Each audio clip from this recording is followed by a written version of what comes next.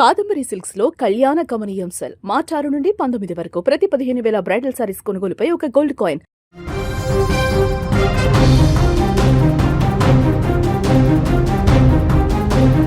జగిత్యాల జిల్లాలో యూట్యూబర్ వైష్ణవి హత్యోదంతం ఇప్పుడు ఒక మిస్టరీలా మారుతోంది.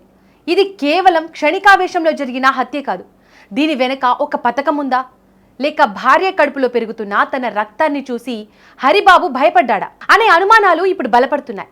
పెళ్లి కాకముందు ఆమె కోసం పురుగుల మందు తాగిన హరిబాబు పెళ్ళయ్యాక ఆమె కడుపులో పెరుగుతున్న బిడ్డను చంపడానికి ఎందుకు ప్రయత్నించాడు? ఒక్కసారి కాదు, 2 సార్లు తన సంతానాన్ని తానే చిదిమేశాడు హరిబాబు. ప్రస్తుతం వైష్ణవి హత్య కేసులో దర్యాప్తు సాగుతున్న కొద్దీ హరిబాబు క్రూరత్వం ఒక్కొక్కటిగా బయటకు వస్తోంది.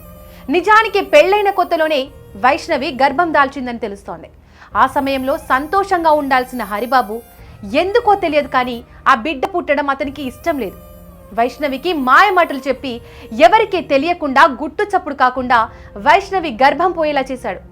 ఈ విషయం మీ అమ్మ వాళ్లకు కానీ మీ ఇంటికి కానీ తెలియకూడదు అని ఆమెపై ఒత్తిడి తెచ్చాడు. పాపం భర్త మీద నమ్మకంతో వైష్ణవి అప్పుడు మౌనంగా ఉండిపోయింది. కానీ 3 రోజుల తర్వాత తట్టుకోలేక తన తల్లిదండ్రులకు అసలు విషయం చెప్పింది. కాలం గడిచింది. వైష్ణవి మళ్లీ గర్భవతి అయింది. ప్రస్తుతం ఆమె 5 నెలల గర్భిణి.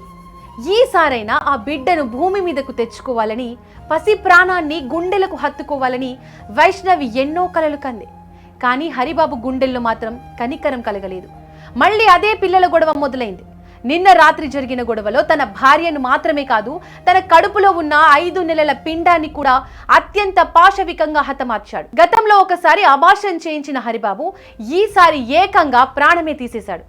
అంటే అతనికి పిల్లలు పుట్టడం ఇష్టం లేదా, లేక వైష్ణవి అంటేనే ద్వేషం పెంచుకున్నాడా అనే అనుమానాలు వస్తున్నాయి. చావనైనా చస్తాను కానీ నిన్ను వదిలి ఉండలేనని పెళ్లికి ముందు నాటకమాడిన హరిబాబే ఇవాళ 2 ప్రాణాలను బలితీసి పరారయ్యాడు. కోరుట్ల మండలం మాదాపూర్ గ్రామం ఇప్పుడు శోక సంద్రంలో మునిగిపోయింది. మా బిడ్డను అబార్షన్ చేయించినప్పుడే మాకు అనుమానం వచ్చింది, అప్పుడే జాగ్రత్త పడి ఉంటే మా బిడ్డ బతికేది అంటూ వైష్ణవి తల్లిదండ్రులు గుండెలు బాదుకుంటున్నారు. ఒక యూట్యూబర్గా అందరినీ అలరించిన వైష్ణవి ఇలా తన బిడ్డతో సహా కాటికి వెళ్ళడం ఎవరు జీర్ణించుకోలేకపోతున్నారు. ఫస్ట్ పెళ్లి అయినాక 3 నెలలకు నెల 15 రోజులు అయింది గర్భవతి. లోపల తీసుకుపోయి ఆయన తీపిచ్చాడు. తీపిచ్చినాక మీ అమ్మకి చెప్పకు, మీ నాన్నకి చెప్పకు, ఎవరికి చెప్పకని చెప్పిండు. చెప్తే 2-3 రోజులు అయినాక 8 రోజులు అయినాక మళ్ళీ మెల్ల తల్లికి చెప్పింది, మాకు చెప్పింది. ఎందుకు మాకు చెప్పలేవంటే నువ్వు ఎవరికి చెప్పకు అని నెల 15 రోజులు గర్భవతి చేసిండు.